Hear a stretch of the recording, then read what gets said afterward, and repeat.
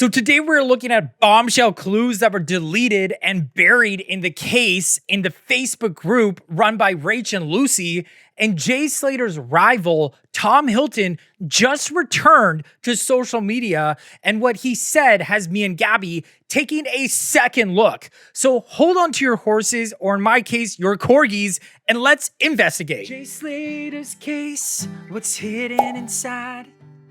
Digging for answers, no secrets can hide. So the first clue I wanted to share with you guys is about a mysterious white car that pulled into the B&B where Jay was allegedly last seen alive, even though I feel like he never made it there.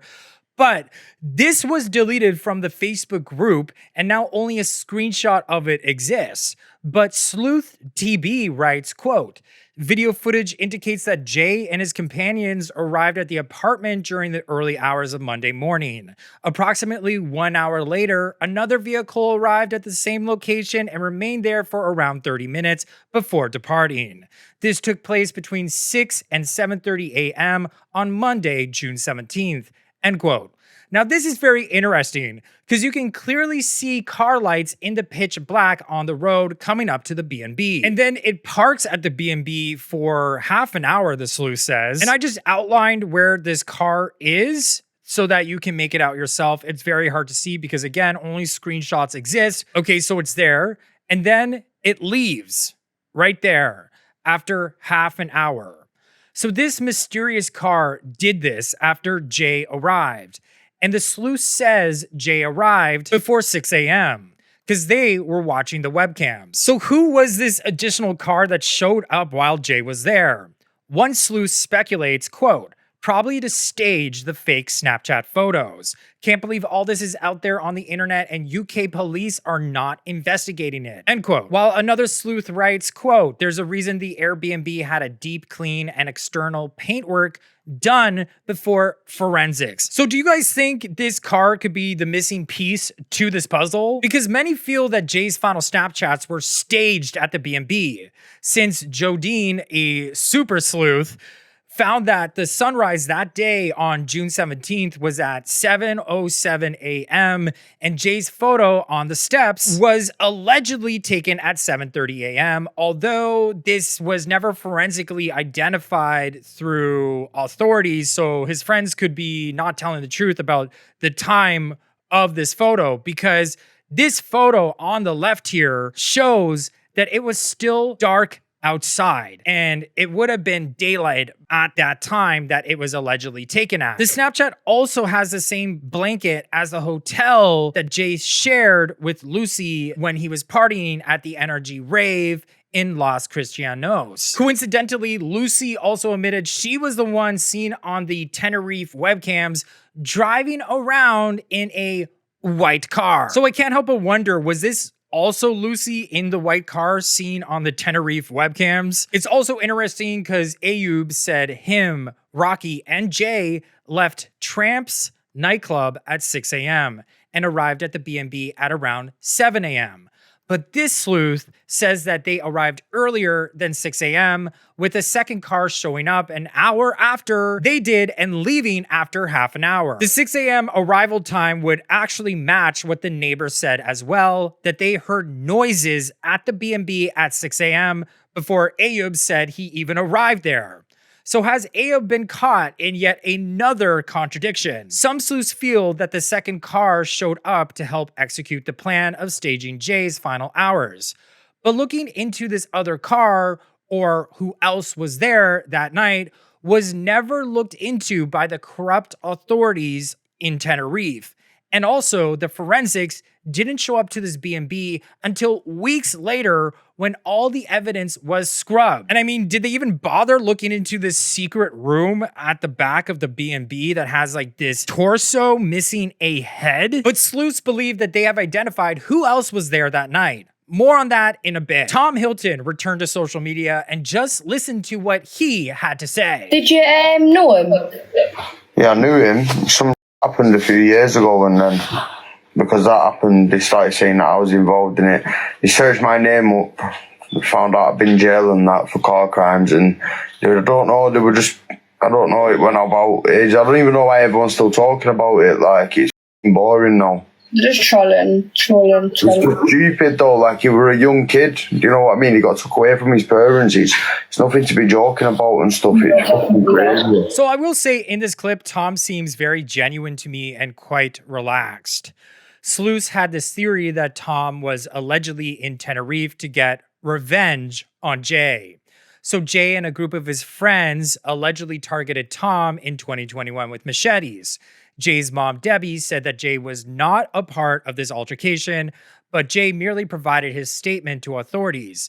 So Jay was essentially just in the wrong place at the wrong time, and Jay ended up serving 150 hours of unpaid work while the others received harsher sentences.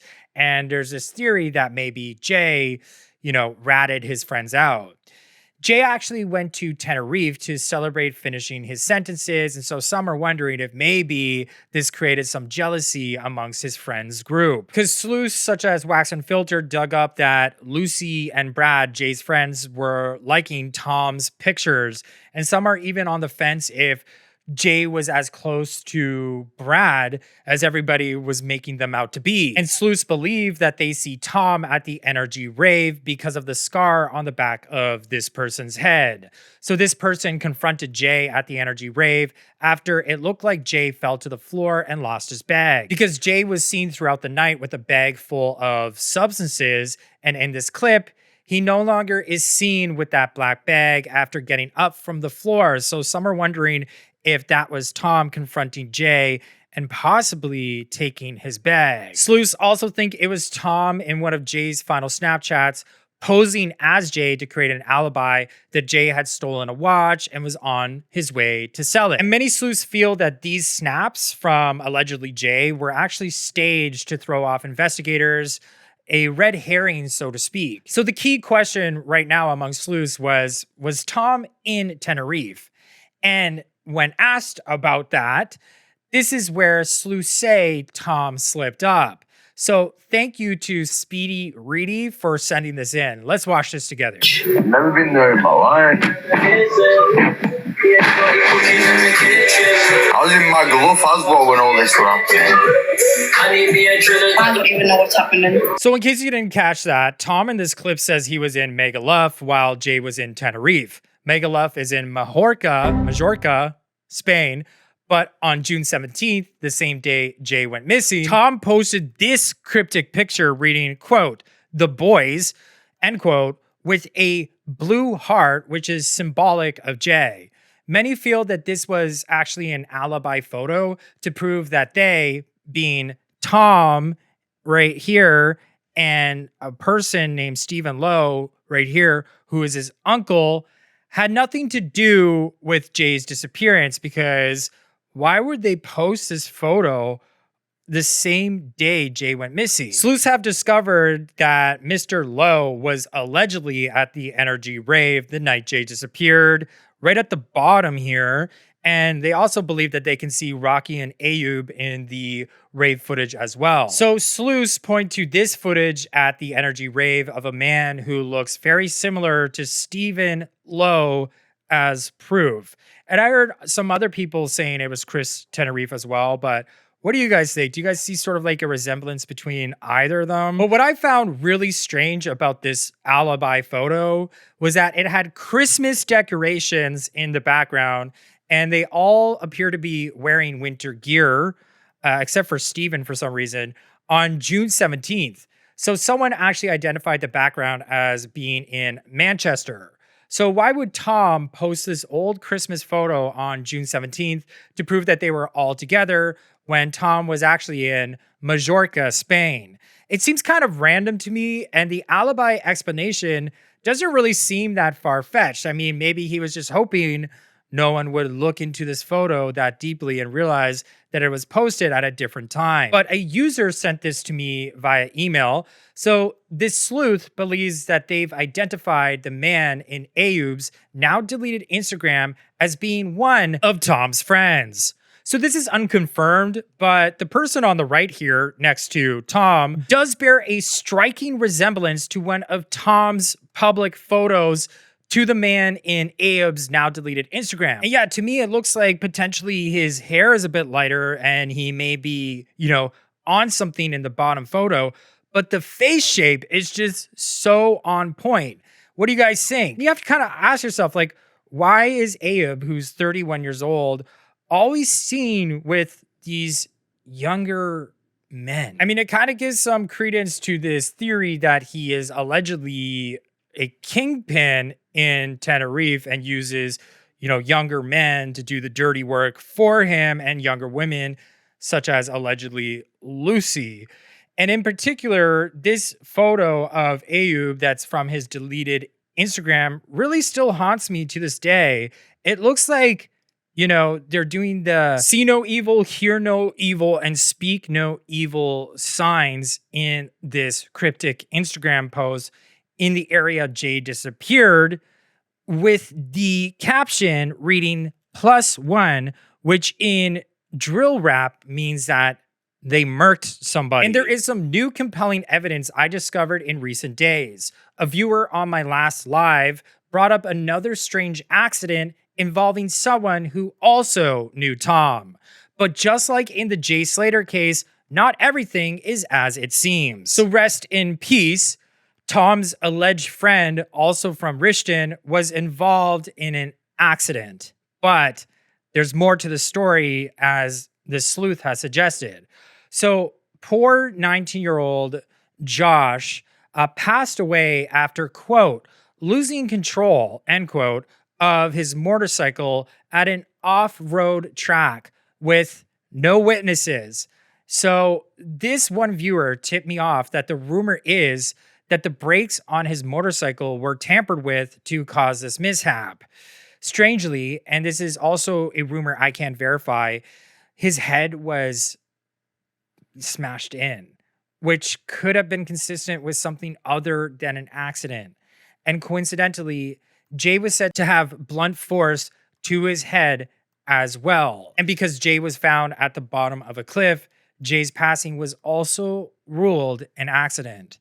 So Josh's event happened on June 22nd, only 5 days after Jay went missing, and the Manchester police are still appealing for witnesses. So I don't know if this is connected in some way, but just the timing and his associations and the way the passing has the same sort of talk surrounding it as Jay's really kind of makes me take a second look. And I really hope that his family as well gets justice. So the big question is if Tom was ever in Tenerife. And when someone asked him at the start of the case, Tom got defensive and said, quote, "I'll make you go missing," end quote. So was Tom Hilton there the night Jay disappeared? Hopefully the British authorities can track this, because a sleuth has cleaned up audio from this video, and what they hear is believed to have been Brad calling for Tom.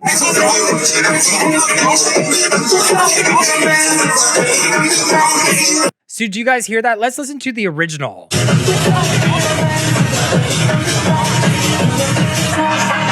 Yeah, and I can definitely hear, even in the original, what sounds to be Brad calling for Tom. Let's listen to this cleaned up audio one last time.